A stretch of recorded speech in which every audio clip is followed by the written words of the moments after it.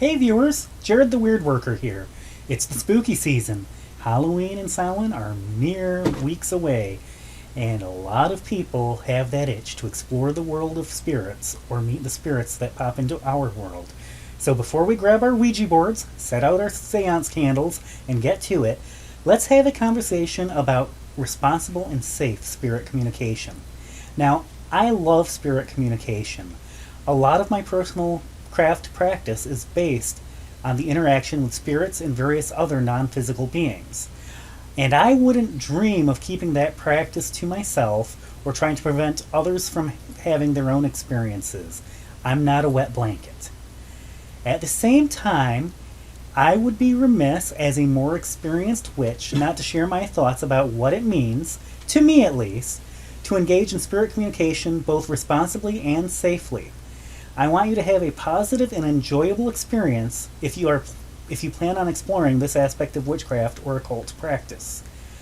I'll start out by saying that there are two types of people whose advice you should completely avoid taking when it comes to spirit communication. The first type is the kind of person who thinks that spirit communication is perfectly safe and comes with absolutely no risks at all.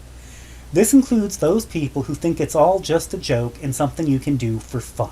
The second type of person to avoid taking advice from is the person who thinks that spirit communication is just too dangerous and there are demons or other monsters waiting for the first opportunity to drag your soul to hell, or at least seriously mess you up if you fall prey to them.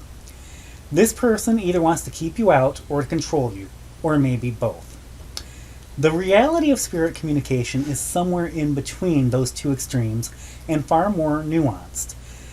A lot of the more serious risks, like encountering a spirit that does not have your best interests at heart, are relatively simple to mitigate.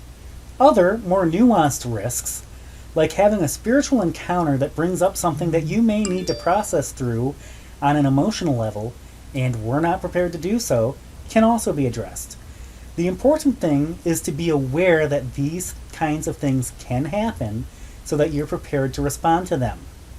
By the way, if you're finding this video informative and helpful, you can show me a bit of gratitude by hitting the like button right now.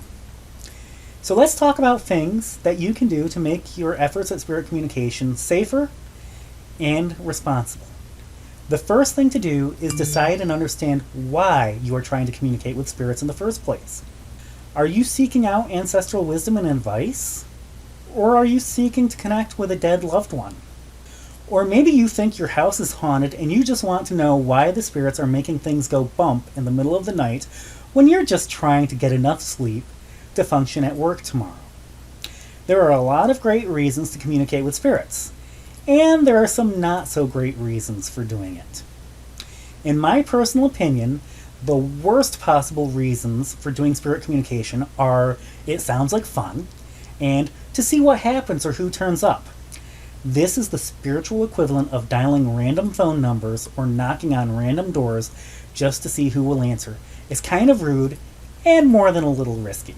The next most important thing you can do is make sure that you are well grounded in certain skills or are working with others who have those skills. You or someone with you should be able to protect both yourself and your environment. For a lot of people, this means casting a protective circle. And I have a video about circle casting that I will put up in the notes section. If you're actually traveling into the spirit world rather than inviting the spirits into your living room, it means making sure your body is well guarded and that you have a way for your spirit or astral form to find its way back. If you're inviting spirits into your space, you should make it clear what spirits you want to talk to and who is clearly unwelcome. You should also be able to maintain that boundary. A quick note on this. A friend and informal mentor of mine used to hold regular seances at her shop. At the start of each seance, she was fond of reminding people that death does not magically convey enlightenment to those who passed on.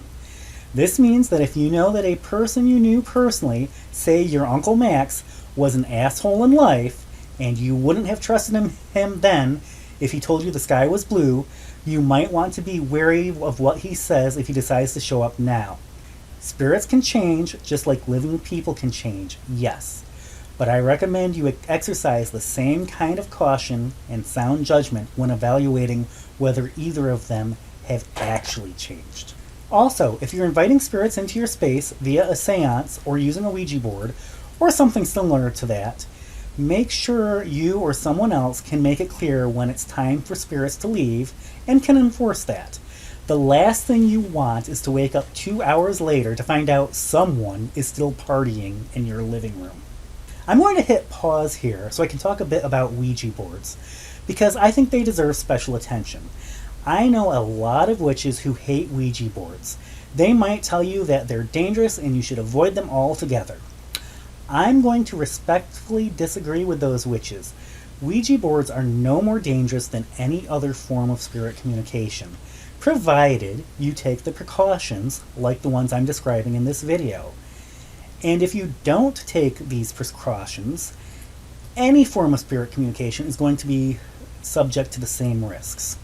The real problem with Ouija boards is how accessible they are. Anyone can pick up a Ouija board in the toy aisle of most stores, and they're relatively easy to use. Using a Ouija board does not require the kind of practice and effort to develop your psychic ability like you'd have to do in order to engage in mediumship, which is how most people I know conduct seances. This means that it's much easier to start using a Ouija board without even knowing about the precautions you should be taking, let alone learning how to go about taking those precautions. Compare this to mediumship, where chances are high that any book you find on the subject or person you find who's willing to teach you is going to discuss things like protection and banishing. The good news is, now you know about these things and you can learn to do them, which will make using a Ouija board much safer for you. So now let's get back to my advice for making spirit communication in general safer. One thing I recommend is that you have people you trust with you when you engage in spirit communication. Again, if you're relatively new to magic and spirit communication, or one or the other, someone more experienced who has honed the skills we're talking about can be extremely helpful. In the rare cases that my own coven held a seance, usually as part of our private Samhain practice, I was asked to lead it because I knew how to make sure everyone who showed up left at the appropriate time. Beyond that, having trusted friends around is important when it comes time to process the experience afterward. As I alluded to earlier, unexpected things can happen that bring up emotions or memories, including traumatic memories, that you may have to work through. This can ultimately be an extremely healing experience, but as most people who have been in therapy know, healing can be difficult and isn't a pleasant experience all the time. You will want someone there to sit with you through that process if spirit communication brings up one of those less pleasant opportunities for healing. At this point, some of you may be wondering when I'm going to tell you how to actually do spirit communication. The bad news is, I'm not going to.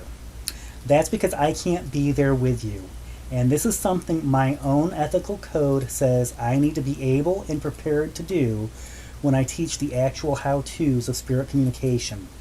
I don't know what will happen when you engage in spirit communication, and if I'm going to take responsibility for teaching you, that means being there if anything I didn't cover comes up, so that I can say, oh, well, here's how we're going to deal with that. Fortunately, I am far from the only source of information on spirit communication. If it's something you want to pursue, I trust and hope that you will find the guidance you need. May your encounters be ultimately helpful and beneficial, and hopefully after watching this video, you have a bit more information on how to make sure that they are helpful and beneficial. Blessed be.